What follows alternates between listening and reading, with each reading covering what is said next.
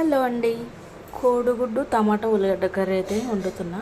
Eggs boil చేసి ఇలా ఆయిల్లో ఫ్రై చేసి తీసుకున్నా. ఇలా చాలా టేస్టీగా ఉంటుంది. ఎప్పుడైనా ట్రై చేశారా లేదా అని కామెంట్ చేయండి. ట్రై చేయకుంటే ఇది ఒకసారి చూసి ట్రై చేయండి. ఇప్పుడు ప్రాసెస్ చూద్దాం. సో కొంచెం జీలకర్ర వేసుకోవాలి అండ్ ఆనియన్ వేసి కలుపుకొని మూత పెట్టేసుకున్నామండి. ఇది బాగా మగ్గాలి అనేసి. సో కొంచెం కరివేపాకు వేసి మిక్స్ చేస్తున్నాం. సో ఇప్పుడు టమాటా వేసి కలుపుతున్నాం. సో కొంచెం పసుపు వేసి అల్లం వేసి కొంచెం సాల్ట్ కూడా వేసి కలుపుతున్నాండి. సో అన్నీ వేసి కలిపేసాను. స్లో చేసి ఒక 5-10 minutes కుక్ చేసుకుందాం. చపాతీ వన్ సైడ్ చేసుకుంటూ కర్రీ వన్ సైడ్ చేస్తున్నాను. నేను ఒకసారి కలుపుకున్నాను. కర్రీ వండుకుంటూ వన్ సైడ్ చపాతీ అయితే చేస్తున్నాను.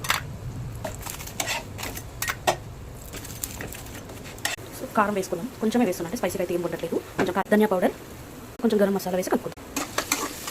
అంతా కలుపుకుంటామండి. కలుపుకొని కొంచెం లైట్గా వాటర్ పోస్తాం. చిన్న గ్లాస్తో హాఫ్ గ్లాస్ వాటర్ పోస్తున్నాం. సో ఒకసారి కలుపుకుందాం. సో ఎగ్ వేసేస్తున్నాం, కలుపుకుందాం.